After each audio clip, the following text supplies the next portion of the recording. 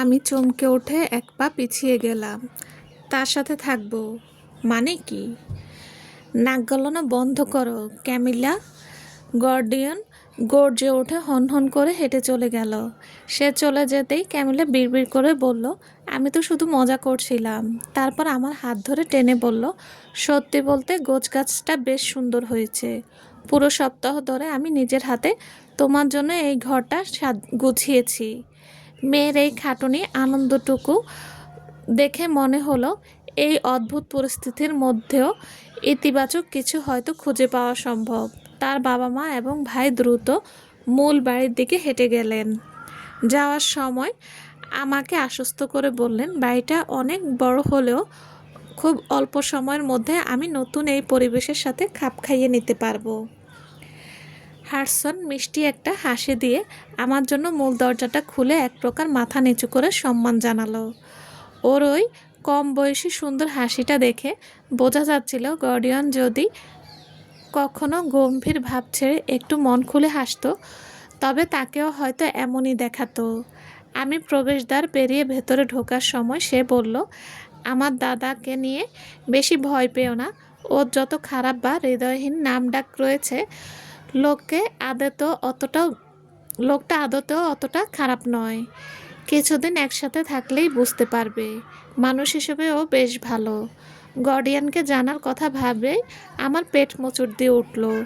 ওর ভাই হয়তো তাকে ভালো মানুষ হিসেবে প্রমাণ করতে চেষ্টা করছে, কিন্তু দেয়ালে টাঙানো বিশাল এক সাময়িক মানচিত্র আর সেখানে লাল ফিতা দিয়ে চিহ্নিত করা রণক্ষেত্রগুলো চিহ্ন দেখে তা বিশ্বাস করা কঠিন হচ্ছিল। এগুলো কি ওর বিজয়ের চিহ্ন? অন্য পাশে দেওয়াল জুড়ে একটা কাচের শোকেসে সাজানো ছিল চকচকে সব ধারালো অস্ত্র। বেশ দয়ালু আর কোমল হৃদয়ের এক যুদ্ধবাজ অধিনায়ক। গর্ডিয়নের সাথে আরও সময় কাটাতে হবে ভেবেই আমার স্নায়ু টানটান হয়ে উঠছিল। এখানে আসার পথে গাড়ির ভেতরের নীরবতা ছিল প্রচণ্ড থমথমে আর উত্তেজনাকর। আমার তো মনে হচ্ছিল গার্ডিয়ান চাইলে চোখের পলকে দুই চালেই আমাকে পুরোপুরি নিঃশেষ করে দিতে পারবে। একজন হত্যাকারীর পাশে বসে নিজেকে শান্ত রাখা সত্যি কঠিন ছিল। এসো মা। সিঁড়ির নিচ থেকে গিয়ানা আমাকে ডাকলেন। কাঠের খোদাই করা মার্জিত সিঁড়িটা মোম পালিশের চকচক করছিল। আদিমকালের যুদ্ধগুলোকে বাদ দিলে বোনা গালিচা, ঘরের উষ্ণ আলো আর নানান রকম ইনডোর গাছগুলোর কারণে পুরো প্রবেশদ্বারটি বেশ চমৎকার আর আকর্ষণীয় লাগছিল। পুরুষেরা নিচে রয়ে গেল আর আমি গিয়ানা ও ক্যামেলিয়ার পিছু পিছু উপরে উঠে গেলাম। দ্বিতীয় তলা ছাড়িয়ে যখন আমরা 3 তলায় ল্যান্ডিংয়ে পৌঁছালাম, সুবিশাল এই বাড়ির চমৎকার কারুকাজ দেখে আমি এক মুহূর্তের জন্য বাকরুদ্ধ হয়ে গেলাম। রাতের অন্ধকারে জানালাগুলো ঘরের আলোর প্রতিফলন ভাসছিল। দিনের আলো ফুটলে এই জানালাগুলো দিয়ে যে চারপাশের প্রকৃতির দৃশ্য দারুণ দেখাবে তা নিশ্চিত। গিয়ানা একটা বড় চাবি দিয়ে খুব সুন্দর করে খোদাই করা কাঠের দরজা খুলতে খুলতে বললেন, আমরা খুব জলদি বিয়ের সব আয়োজন সেরে ফেলব। বিয়ের পর্বটা দ্রুত শেষ হবে শুনে কিছুটা স্বস্তি পেলাম ঠিকই, কিন্তু নিজের শরীরের চিহ্নটিও আবার গোপন না থেকে প্রকাশ পেয়ে যায় কি না এই চিন্তায় বুকের ভেতর একটা ভয়ের দোলা পাকিয়ে উঠল। ক্যামেলিয়া কাঠের দরজাটি ঠেলে আমাকে ভেতরের দিকে নিয়ে গেল। আমার অস্বস্তি দেখে সে ভেবেছিল আমি হয়তো বিয়ে নিয়ে নারাজ বা নার্ভাস। সে বলল, এটা তোমার ঘর, আর গেডিয়ানের ঘরটা ঠিক করিডোরের উল্টো পাশে। ঘরটি বেশ পরিপাটি আর রুচিশীল আসবাবপত্র দিয়ে সাজানো ছিল। আমাদের পেছনের বাড়ির যারা তার নিজের যে ঘর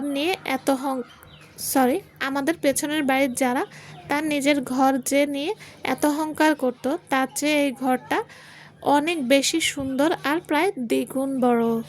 আমি কিছুটা দ্বিধা নিয়ে জিজ্ঞেস করলাম, গার্ডিয়ানের সেই দাগযুক্ত সত্যিকারের সঙ্গিনী কি এখানেই থাকে? গিয়ানা মাথা নেড়ে বললেন, না। তার সঙ্গিনীর কোনো চিহ্ন না রেখেই হঠাৎ গায়েব হয়ে গেছে। তুমি চিন্তা করো না, আমরা খেয়াল রাখবো যেন তোমার এখানে কোনো কষ্ট না হয়। আমি মন থেকে তাদের ধন্যবাদ জানালাম। গডিয়নের মা আর বোন আমাকে গুছিয়ে নেওয়ার জন্য ঘর থেকে বের হয়ে যেতেই আমি দেওয়ালের হেলান দিয়ে রাখা লম্বা আয়নার সামনে গিয়ে দাঁড়ালাম। জামার ছেঁড়া ফালাটা সরিয়ে নিজের শরীরের সেই অংশটুকু দেখলাম। যাক বাবা, উপরওয়ালাকে ধন্যবাদ যে ক্ষতটা এখনও সেভাবেই শুকিয়ে আছে, নতুন করে ফুটে ওঠেনি। সারাদিনের ক্লান্তি এক মুহূর্তে জেঁকে বসলো। আলমারি ঘেটে একটা সুতির রাতের পোশাক বের করে গায়ে চাপিয়ে বিছানায় শুয়ে পড়লাম। ভাবা যায় আমি একটা খুনির বাড়িতে এসে উঠেছি। আমি এই অঞ্চলের লুনা হতে যাচ্ছি, কিন্তু তার সত্যিকার সঙ্গী নই। আমার ধারণা লোকটা আমাকে অপছন্দ করে, আর আমি তাকে চরম ভয় পাই। কিভাবে আমি একে বিয়ে করব? কিন্তু আমি যদি এটা না করি তবে আমার মাকে অত্যাচার সহ্য করতে হবে। আমাকে যে কোনো মূল্যে এখানে মানিয়ে নিতে হবে এবং মাকে দ্রুত এখানে নিয়ে আসতে হবে, যাতে আমরা দুজন একসাথে এখান থেকে পালাতে পারি। গিডিয়নের হারিয়ে যাওয়া সঙ্গিনীর যে পরিণত হয়েছিল, আমার সাথে তেমন কিছু ঘটে যাওয়ার আগেই আমায় পথ খুঁজতে হবে। হাজারো শঙ্কায় ঘেরা মন নিয়ে ঘুমিয়ে পড়লাম। সকালে উঠে দেখলাম বড় বড় জানালায় কাচ আর মাথার উপরে হাইসলাইট দিয়ে ঘরে সকালের রোদ এসে পড়েছে। যেমন ভেবেছিলাম চারপাশের দৃশ্যটা সত্যিই অসাধারণ। চোখ মেলেই সবুজ বননি মাঠ আর দূরে সারিবদ্ধ পাহাড়। খুঁজে পেতে একটা সাধারণ নীল রঙের পোশাক পরে নিলাম। বের হওয়ার সময় দেখলাম গার্ডিয়ানের ঘরের দরজাটা বন্ধ। কিছুক্ষণের জন্য সেদিকে তাকিয়ে আমি নিচতলার দিকে পা বাড়ালাম। আমাদের দেখা না হয় বোধহয় সবচেয়ে ভালো, নিজের মনকে সান্ত্বনা দিয়ে বললাম। দেখা গেল এই বিষয়টি নিয়ে আমার চিন্তা করার তেমন কিছু ছিল না। পরবর্তী বেশ কিছুদিন আমি আর গার্ডিয়ানকে দেখতে পেলাম না। বলতে গেলে পুরো সময়টা আমি নিজের মতো করেই কাটাচ্ছিলাম। সব মিলিয়ে গার্ডিয়ানের পরিবার আমার বেশ ভালোই লাগছিল, যদিও তাদের ছেলেটি আমার দেখা সবচেয়ে বড় দানব। পরিবারের বাকি সদস্যরা বেশ স্বাভাবিক এবং আমার নিজের পরিবারের চেয়েও অনেক বেশি পরোপকারী ও দয়ালু। নতুন একজন বহিরাগত হিসেবে নিজেকে খানিকটা মানিয়ে নিতে কষ্ট হচ্ছিল ঠিকই, কিন্তু সত্যি বলতে আমার জীবনের সবচেয়ে আরামদায়ক আর চমৎকার একটা সপ্তাহ কাটিয়েছিলাম এটাতেই। পেট ভরে পুষ্টিকর খাবার পাচ্ছিলাম, রোজ গরম পানিতে গোসল করার সুযোগ ছিল এবং কেউ আমাকে দিয়ে কষ্টকর কোনো কাজ করিয়ে নিচ্ছিল না। সিলভার মুনে আমার যে নিচু সামাজিক অবস্থা ছিল, তার চেয়ে এখানকার জীবনযাত্রার মান ছিল একদম অন্য লেভেলের। শুধু যে আরামদায়ক থাকার জায়গা পেয়েছিলাম তা এই নয়, এখানকার মানুষগুলো একে অপরের সাথে আচরণ করার ধরনটাও ছিল দারুণ। ওদের আলফা এত কঠোর হওয়া সত্ত্বেও পুরো প্যাক বা দলের সদস্যরা যেভাবে একসাথে সুন্দর মেলবন্ধনে কাজ করছিল তা দেখে আমি বেশ অবাক হয়েছিলাম। দিন যত যাচ্ছিল মনে হচ্ছিল গার্ডিয়ান আমাকে পুরোপুরি এড়িয়ে চলতেই চাইছে। তাই ভাবলাম সময়টা অযথা নষ্ট না করে ভালো কিছু করা দরকার। হতে পারে গার্ডিয়ান শুধু শূন্যস্থান পূরণ করার জন্যই আমাকে কোনো মতে একটা পুতুল হিসেবে ধরে এনেছে, কিন্তু সারাদিন অলস বসে থাকতে আমার নিজেরই অপরাধ বোধ হচ্ছিল। তাই ঠিক করলাম রান্নাঘরে সাহায্য করে দলের কল্যাণে কিছুটা অবদান রাখব। সেখানকার প্রধান বাবুর্চি বা শেফ আমাকে পেয়ে ভীষণ খুশি হলেন। প্যাকের রাতের খাবারের জন্য বিশাল দুটি গামলায় আটা ময়দার যে খামির মাখাতে হতো, সেই কঠিন পরিশ্রমের কাজটা তিনি হাসি মুখে আমার কাঁধে তুলে দিলেন। এখানে একটা বড় খাওয়ার ঘর বা ডাইনিং হল ছিল,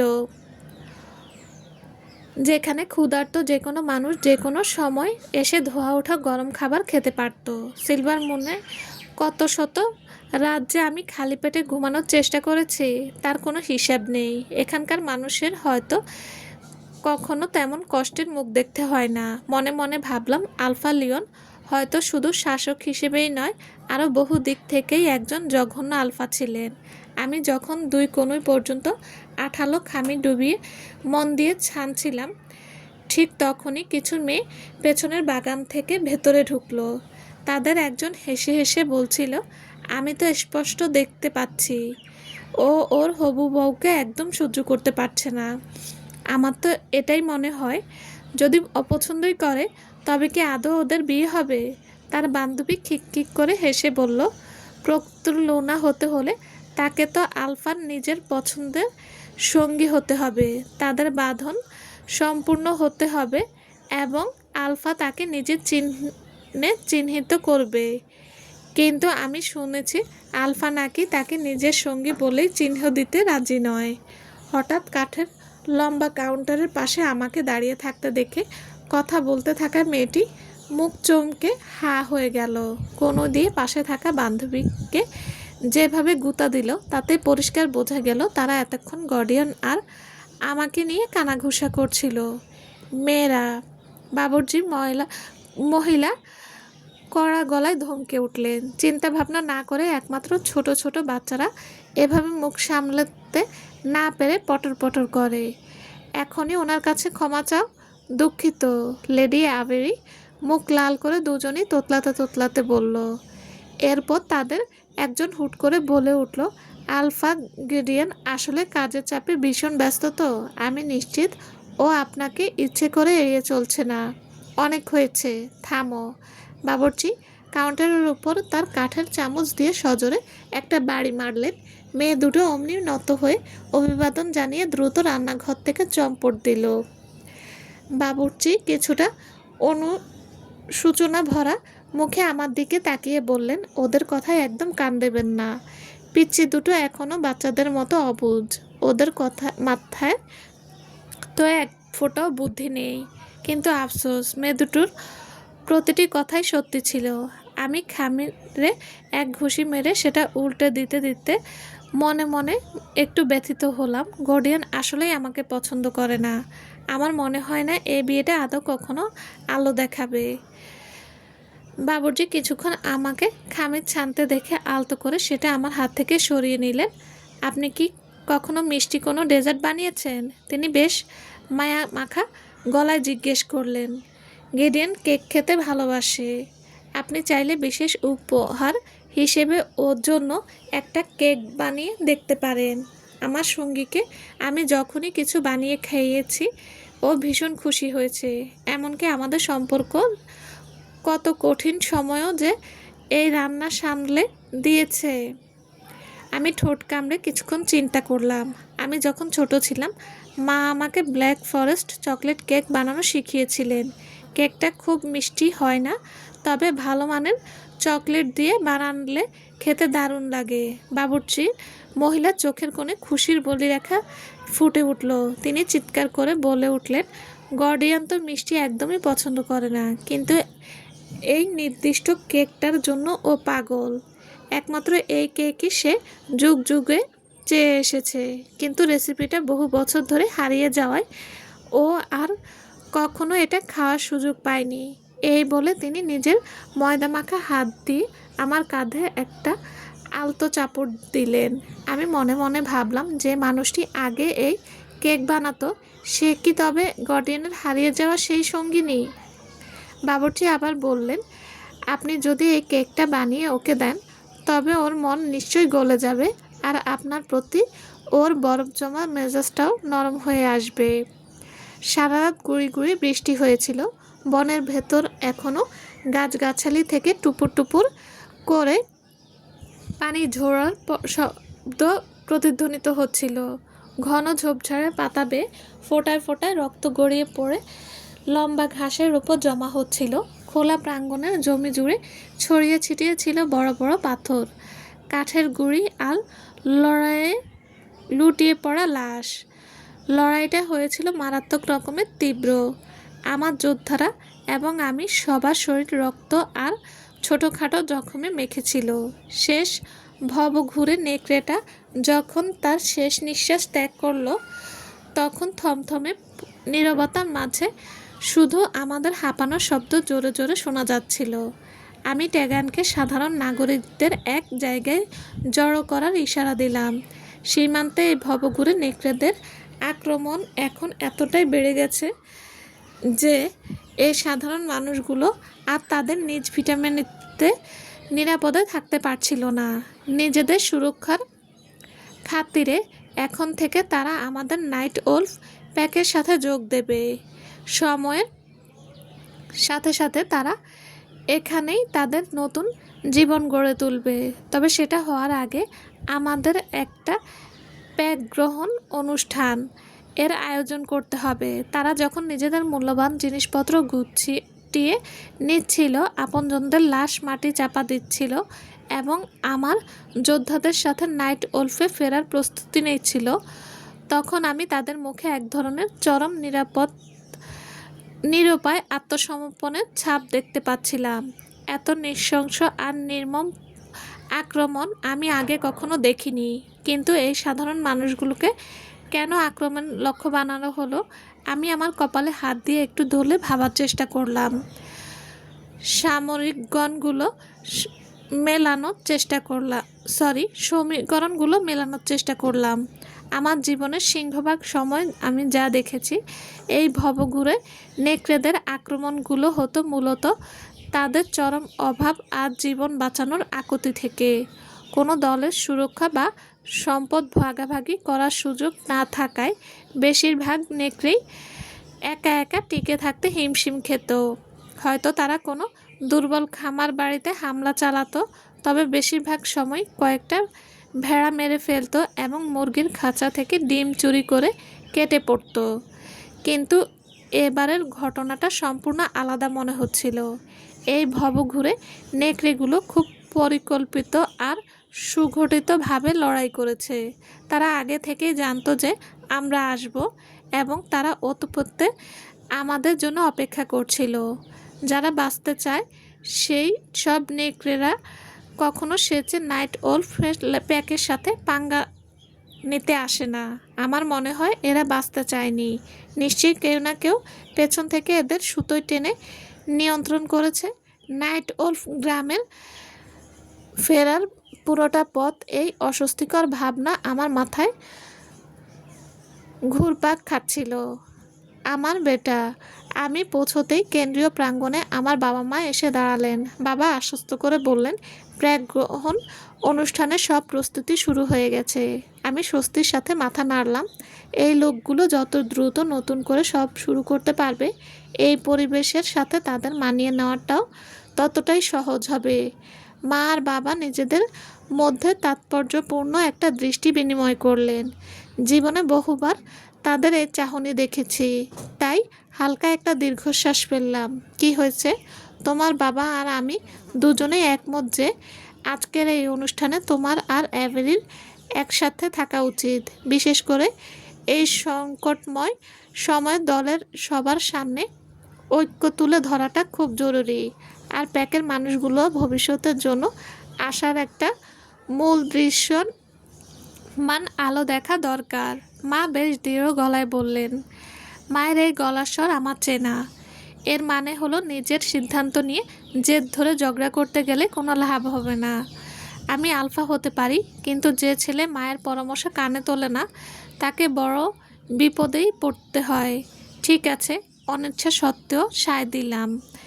ক্যামিলিয়াকে বলো অ্যাভেরিকে নিয়ে যেন হল রুমে আসে। আলফা টেগান আমাদের পেছনে হাঁটার জায়গা তদারকি করার স্কার্টকে বিদায় জানিয়ে আমার দিকে এগিয়ে এলো। আমার রক্তাক্ত আর নোংরা ইউনিফর্মের দিকে ইঙ্গিত করে বলল, আমি কি পরামর্শ দিতে পারি যে আপনি গোসল করে একটু তৈরি হয়ে নিন? কপাল কুঁচকে আমি নিজের মুখে হাত দিলাম। যুদ্ধের পর ঘাম মুছতে গিয়ে মুখের চারপাশে রক্তের দাগ লেগে আছে, তা হাত দিয়ে এই টের পেলাম। আমার রূপটা এখন বেশ বীভৎস লাগছে, তা আমি নিজেও বুঝতে পারছি, কিন্তু নিজের খেয়াল রাখার আর পরিষ্কার হওয়ার সময় পরেও পাওয়া যাবে।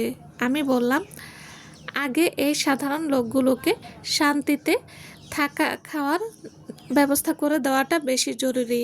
টেগান আলতো করে একটু কেশে ভদ্রভাবে আপত্তি জানালো, যেভাবে যে কোনো বেটা তার আলফার সাথে দ্বিমত পোষণ করলে তার করে থাকে। আপনার হবু স্ত্রী আপনাকে এই হালতে দেখলে নিশ্চয়ই কিছুটা আটকে উঠতে পারে। অর্থাৎ সে বোঝাতে চাইলেও আমাকে এখন রীতিমতো একটা মেস বা ভূত লাগছে। সে যদি আমার লুনা হতে চায় তবে আজ হোক বা কাল তাকে এই রূপ দেখার অভ্যাস করতেই হবে। কপাল কুঁচকে বললাম, তোমার কি অন্য একটা খোঁজ খবর চালিয়ে যাওয়ার কথা ছিল না? আমি ওর দিকে এক দৃষ্টিতে তাকালাম। আমার সেই দৃষ্টি ভাগ্য নির্ধারিত সঙ্গিনী এখনও কোনো সন্ধান পাওয়া যায়নি। যে আলফা। টেগান মাথা নিচু করে অভিবাদন জানিয়ে দ্রুত সেখান থেকে প্রস্থান করলো। আমি অনুষ্ঠান হলের দিকে পা বাড়ালাম। দলের সদস্যরা ততক্ষণে দরজার ভিড় ঠেলে ভেতরের স্টেজের চারপাশে জায়গা করে নিচ্ছিল। আনুষ্ঠানিকতা শেষ হলেই সবার জন্য রাখা হয়েছিল এক বিশাল নৈশভোজ বা ভোজন সবার আয়োজন। আবেরি যখন হলরুমে ঢুকছিল তখন ক্যামেলিয়ার সাথে ওকে এতটা সহজভাবে কথা বলতে দেখে আমি খানিকটা অবাকই হয়েছিলাম। ওর দুই গালে মিষ্টি একটা রঙের ছোঁয়া ফিরে এসেছে। আর সিলভার মনে প্রথম দেখার সময় ওর চেহারায় যে তীব্র ক্লান্তি ও শুষ্কতা ছিল তা একদম গায়েব হয়ে গেছে। পরে থাকা লম্বা সুন্দর পোশাকটা ওর হাতার তালে তালে বেশ মার্জিতভাবে দুলছিল। তবে আমাকে দেখা মাত্রই মেয়েটা এক জায়গায় থমকে গেল। ওর চোখে মুখে আবার সেই আতঙ্কিত আর ভীতু ভাবটা ফিরে আসতে দেখে আমার মেজাজটা খিচিয়ে গেল। আমি এগিয়ে যেতেই ওদের দুজনের খুশ গল্প থেমে গেল। দেখলাম আবেরি হাতে থালা ভর্তি কোনো একটা বেকারির খাবার, সাথে একজোড়া কাঁটা চামচ। হাতে ওটা কি? আমার প্রশ্নটা প্রায় এক প্রকার জেরার মতোই শোনালো। দেখলাম ক্যামেলা চোখের কোণ কুঁচকে আমার দিকে তাকালো। বুঝলাম এই আচরণের জন্য পরে বোনের কাছে আমাকে ভালোই ঝাড়ি খেতে হবে। আবেরি চোখ দুটো বড় বড় করে প্রায় কেঁপেই উঠল। এরপর আমার দিকে প্লেটটা বাড়িয়ে দিল, যাতে দুটো কাঁটা চামচ ঠকঠক করে কাঁপছিল। আমি কি সত্যি এত ভয়ঙ্কর? আমার জানা মতো সিলভার মুনের লোকেরা তো ওর সাথে এর চেয়েও 1000 গুণ বেশি খারাপ ব্যবহার করেছে। শান্ত হও, বিরক্ত হয়ে বললাম। ওর হাত থেকে প্লেটটা নিলাম, মনে হলো কোনো প্রকার কেক। আমি কেকটা না খেয়েই পাশে থাকা একটা টেবিলের উপর রেখে দিলাম। এত মানুষ মেরে আসার পর আমার ক্ষুধা একেবারেই মরে গিয়েছিল। বিশেষ করে মিষ্টি জাতীয় কিছু খাওয়ার মতো প্রশ্নই ওঠে না। আমি ঘুরে তাকাতেই দেখলাম এবারই চোখ দুটো গোল গোল হয়ে গেছে এবং চোখের কোণে পানি ছলছল করছে। আমার ভেতরে থাকা নেকড়েটা মনের ভেতর গর্জে উঠল। এত নির্মম হওয়ার কোনো দরকার ছিল না। আমার নেকড়ে আমাকে ধমক দিয়ে উঠল। ব্যাপারটা বেশ অদ্ভুত, কারণ আমার নেকড়ে সবসময় আমার পক্ষই নেয়। অবাক হয়ে মনে মনে প্রশ্ন করলাম, তোমার তো এমন আচরণ করার কথা নয়। ঠিক তখনই আমার নেকড়ের ভেতর থেকে আবেরির প্রতি এক তীব্র অনুভূতির জোয়ার ভেসে এলো। তোমার উচিত ওর সাথে আরেকটু ভালো ব্যবহার করা, সে গর্জে বলল। ঠিক আছে। মনে মনে চোখ উল্টে আমি আবার কেকের দিকে হাত বাড়ালাম। কাঁটা চামচ দিয়ে এক টুকরো কেক কেটে মুখে দিলাম। চকলেটের সেই সমৃদ্ধ আর গাঢ় স্বাদ আমার পুরো মুখে ছড়িয়ে পড়ল। বাটার সামান্য তিতকুটে ভাব আর অতুলনীয় এক সূক্ষ্ম স্বাদের একদম পারফেক্ট মিশ্রণ। এই অসাধারণ স্বাদ আমাকে সময়ের চাকা ঘুরিয়ে বহু বছর পেছনে নিয়ে গেল। ঠিক যে সময়টায় শেষবারের মতো আমি এই বিশেষ ডেজার্টটি খেয়েছিলাম। যে মেয়েটা আগে কেক বানাতো সে তো বহু আগেই হারিয়ে গেছে। সে জানতো এটা আমার ভীষণ প্রিয়, তাই প্রায়ই আমার জন্য এটা বানিয়ে দিত। আমার জীবনের সেরা কিছু স্মৃতি এই কেকের সাথে জড়িয়ে আছে। আমি তো ভেবেই নিয়েছিলাম এই স্বাদ হয়তো জীবনে আর কখনো চেখে দেখতে পারবো না। আবেরি এটি নিজে বানিয়েছে কিনা তা জিজ্ঞেস করার জন্য মুখ তুললাম। কিন্তু দেখলাম সে ততক্ষণে ভিড়ের মধ্যে মিলিয়ে যাওয়ার জন্য মাথা নিচু করে হনহন করে দূরে সরে যাচ্ছে। ওর সাথে এমন বাজে আচরণের জন্য আমার মনে এক মুহূর্তের জন্য অনুশোচনা জেগে উঠল। হয়তো আমাকে খুশি করার জন্যই এই এত কষ্ট করে কেকটা বানিয়েছিল। সে কি তবে সত্যি সত্যি সময় খরচ করে আমি কি পছন্দ করি তা খোঁজার চেষ্টা করেছিল? ইচ্ছে করে কেউ আমাকে এভাবে তোষামোদ বা ম্যানিপুলেট করার চেষ্টা করছে, এই ভাবনাটা আমার একদম সহ্য হয় না। তবে যাই বলো না কেন, কেকটা কিন্তু জঘন্য রকমের স্বাদ হয়েছিল। গার্ডিয়ান যখন আমার কেকটা না খেয়ে একপাশে সরিয়ে দিল, তখন আমার বুকটা একদম ভেঙে চুরমার হয়ে গেল। আমার বলতে ইচ্ছে করছিল যে আমি যখন ছোট ছিলাম তখন থেকে এটা বানানো শিখেছি। আশা করেছিলাম এই কেকটা ওর মনে পুরনো কোনো ভালো স্মৃতি ফিরিয়ে আনবে, কিন্তু আমার হবু বত্ত রক্ত আর মৃত্যুর গন্ধ মাখিয়ে আমার সামনে দাঁড়িয়েছিল। রান্না বান্না করে আমি ওর মন জয় করতে পারবো না, এমন বোকা বোকা চিন্তা আমার মাথায় আসছিল কিভাবে? এখন পেছনে ফিরে তাকালে নিজের এই বোকামিটা ভাবতেই কষ্ট হচ্ছে। আমি মুখ বন্ধ করে এক পা পিছিয়ে এলাম। ক্যামিলা আমাকে নিতে আসার আগ পর্যন্ত ভিড়ের মধ্যে নিজেকে লুকিয়ে রাখলাম। অনুষ্ঠানে আমার কি ভূমিকা হবে, কোথায় দাঁড়াতে হবে এবং কি বলতে হবে, সেসব নিয়ম ক্যামিলা আমাকে আগে থেকেই বেশ সাহায্য করেছিল। পুরো বিষয়টা বেশ জটিল ছিল, তাই নিজের সংলাপ বা ডায়লগগুলো ভুলে যাব কিনা তা নিয়ে বেশ নার্ভাস লাগছিল। প্যাকের ঘন্টা বেজে উঠতেই বোঝা গেল অনুষ্ঠান শুরু হয়ে গেছে।